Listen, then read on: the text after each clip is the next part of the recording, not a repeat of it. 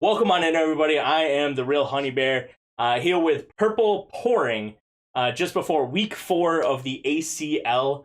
If you guys have not been keeping up, make sure you tune into that.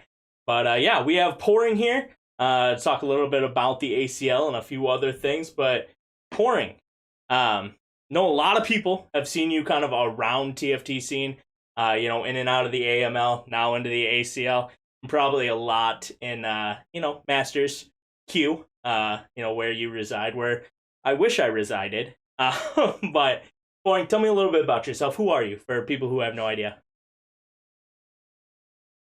I think there's a couple of things people know me for. One is if they meet and know Rainbow Meowie first, then I am known to whoever that is as Rainbow. Um, and then the second is for people that know Bryce Esports Law first. I am usually known more as like one of his lawyer associates who work with him at his firm. Mhm. Um, but other than that, I mean, I'm like in TFT anyway. I'm just someone that enjoys playing TFT, and I also play a couple of other games when I can. Um, and then outside of TFT, I just basically stuff. So pretty much it. For sure. Yeah, I think you are most known for your TFT, especially around our community. Not as many people, around Aegis and others probably know you're a lawyer. Unless you hang around Bryce in that community as well. That's pretty cool. Glad to, glad we can actually tell people about that. Because I think what you do is really necessary and pretty cool in the esports world. You are one of the few, I feel like. Um, but besides all the lawyer stuff, recently, last set you won the AML, which is pretty cool. But tell me a little bit about that. How was that? And did you actually think you were gonna win as you were going through it?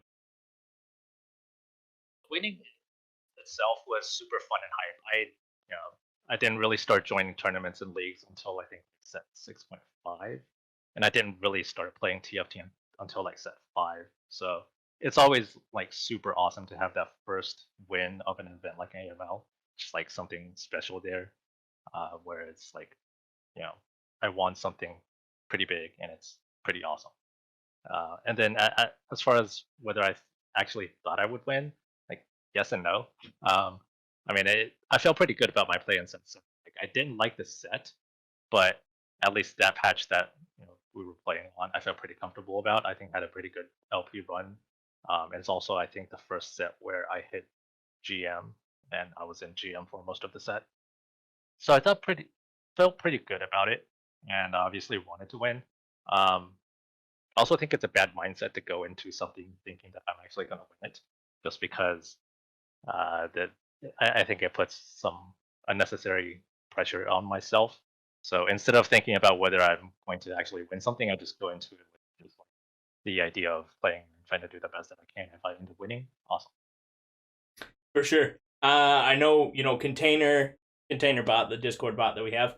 Lawrence and I were actually, putting our thoughts down in the Discord of who we actually thought was gonna win. I don't think any one of us chose you, which is kind of funny. I don't think you knew that. We don't obviously talk about our picks. No, nobody chose you. I think you were the dark horse of Lawrence. But that was about it. So it was pretty cool for us to get to watch, your full run and go through that. But Yeah, yeah. I also think just like I play fewer games than a lot of people, mhm, just in terms of having a full time job.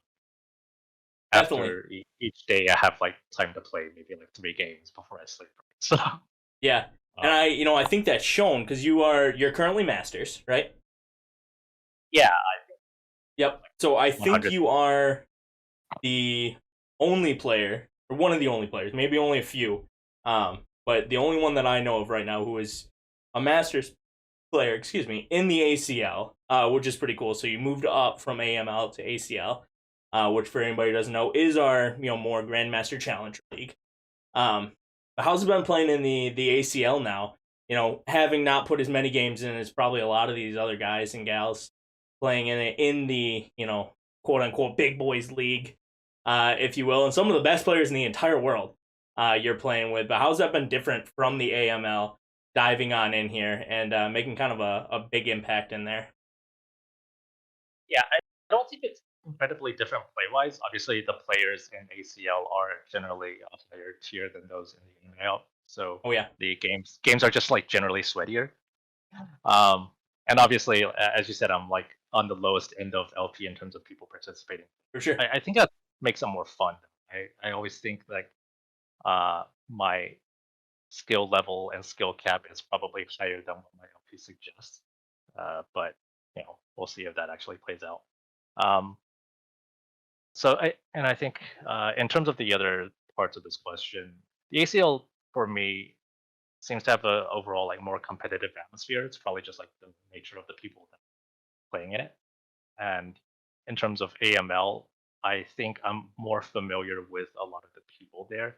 Yeah, Either I run into them more on ladder just because I'm master, or like I know them through other communities. Like I knew PH Dan through I think Spicy Yappies community and hmm a couple of others, and then there are a few that are pretty active in the Aegis community. I think like 12 Fire and Batman yep. like chat sometimes, so I get to know them a little bit better than I know the ACL people. Which honestly, I think I see more trash talking, whether it's like friendly trash talking between Keens and Clamsy, or like more potentially malicious trash talking in, among ACL players There than I might do be a in few of EML. those out there.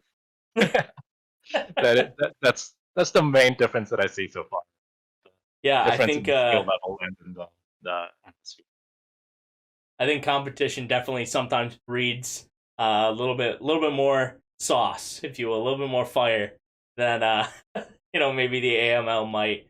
Um, yeah, with speaking of the rivalries, we do have the premiere, if you will, in Keens and Cramsey up there. But do you feel like being in the ACL, you feel like you have a rival you're starting to see? Maybe somebody you see game after game, or do you see that still more in the AML side of things? Not really. I see that up to the people sometimes really contest me, like take my stuff off of carousel. I don't see that as much in ACL right now. And in terms of the rivals thing, like I will go on a tiny rant about this because I understand where it comes from in terms of creating content and Mhm. drama and making things interesting for the community and for players. But rivalries and stuff like that, not something that I generally participate in or put much thought into. Just as like a personal thing because I focus more on improving my Mhm. TFT game rather than whether I can be like a particular person or whether like there's someone that I really want to crush with and stuff Mhm. like that. So you're not going to give me the clickbait title of Scipius has got no chance. He's my rival. Like I'm going to put him in the dirt. Nothing like that. Oh, not really. And also like TFT is an 8-player game. True. FFA games. So that's the other part of it. Like if this was a 1v1 like StarCraft or whatever, then okay, fine. I, I can maybe come up with someone that I really want to crush and just like 1v1 to win. But FFA game, like if I place higher than someone, like yeah, I think the last game of the previous week I placed higher than Skip and like it's like okay, well whatever. Like he also placed higher than me in the previous game, and he's higher than me on the standings. So whatever. Mhm. Um, No, I don't that's think good. it's I can take that. I can take I placed higher than Skip. Purpleporing, and that'll be the clickbait title there. No, I'm just kidding. um, all good. yo, go ahead. No, I didn't really have anything else. I think to the extent that I place higher than anyone else, I will feel good about that, especially if they're higher LP than the ladder. But there is no one in particular that I really want to place higher than, and there's no one that I'm going to trash talk if I place higher. Definitely. Now that you say that, somebody, a friendly rivalry, obviously, I'm assuming they're gonna come after you. It's gonna be probably somebody along the lines of Keems and Cransy, who are, actually good friends off the riff, or off the convergence, if you will. So it's Yeah. kind of funny. I always enjoy those. The Um, the the funny thing here is that even if someone in the ACL wants to make me a rival, like they're beating down on a master's player. Like what kind of fun is that, man? You say that until you win the whole thing. You're firmly in playoffs right now. Um, yeah, which would be really cool. So I think you're gonna be everybody's dark horse running into playoffs here. Um, which will be fun to see. But I mean, you're gonna have a maybe the competitive rivalry with Bryce there. I mean, he did make Dragons Cup, so that's a tough one for all of us. There's also no he's TFT player. For sure, He's coached me a couple games. he's a good player. He's a good player. Yep. Yep. Speaking of dragons, though, so if you watched last week's podcast, we actually did an entire, talk about dragons. We did an entire dragon tier list. Um, so out of all the dragons out there, which one do you believe, and you can take this however you want to, is the best dragon? Take best however you want to, and which one is the worst dragon in this set? Yeah. I had a tier list when you guys were making a tier list. So Nice. my tier list for number one as being the best is Namzi. What was And it? then Sorry, I think it cut out there. First is Namzi as the best. Okay. I will say that overall, I think Shyvana. I agree with you all on the podcast. Shyvana is on average the best dragon. Yeah. I just like Namzi. You were a Shyvana's Mage second. Namzi guy, were you not? I played Mage Namzi some. I'm not really an AP player, but I do play Mage Namzi. I've played all three versions of Namzi. They come up. Mhm. But yeah, I think that's part of why Namzi is good, just because like thematically, it's cool to see like set 7 Namzi had to get trainers to even summon her, and For then sure. now she's the one that summons the trainers and also does like 3 different things. That's like, um, yeah, the worst one. I keep going back and forth on a couple of these. Throw him under the bus. It's either going to be Siphon, Asol, or Alshin. Okay. And I have reasons for all of that, and part like big reason for all three of them being at the bottom is the randomness of their targeting. Yep. Siphon, you've mentioned that on the podcast already. We hate that champ. We hate that dragon. That one's awful. Yeah, Asol has had. I mean, the targeting is random. Mhm. Up until like he ascends, then he does his own. Yeah. But he's also had like massive balance issues throughout the entire set, starting from PBE. Like PBE Mage Asol was the most overpowered thing ever. Which is awful. And then after that, Awful. he was just completely useless for like Yes. 80% of the set. And then when they buffed him again, he became like super strong. So it's just like a nightmare there. Huge Alshin roller is- coasters. There's massive peaks and massive valleys there. Yep. Yeah, so I hate him for that reason. Alshin is one of those dragons that I think is incredibly fun when you're playing him, and incredibly not fun when you're playing against him. Yep. So I hate that kind of dragon as well, or that kind of unit for dragon. It's just like, okay, like one person is having a ton of fun, and the other one is just like they want to quit the game. For sure. I think that's bad. Definitely. No, I can't agree with you more. I think those were at the bottom, close to the bottom of my list as well. So, yeah, I fully agree. Well, Poran won't keep you any longer. Anything you want to shout out or say to any of your possible fans out there? Yeah, in terms of shout outs, I have like probably like 5 groups of people. One, Rainbow Meowie, my girlfriend, who's put together this dongle pouring that everyone sees on the screen, and she also does a lot of things in the background. So anyone that like visits my stream, like everything, all the pouring related stuff, she put together. Bryce Esports Law is, as I mentioned earlier, he's been incredibly supportive. Obviously, he's hired me as an esports player, which is incredibly fun. For sure. So I like my job. I like TFT.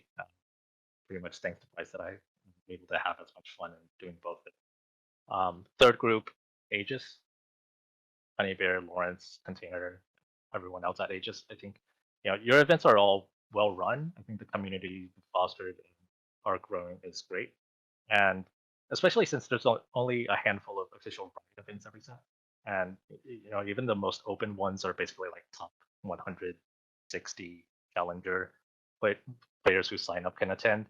Yep. We absolutely need people and organizations that run leagues and tourneys like Aegis does.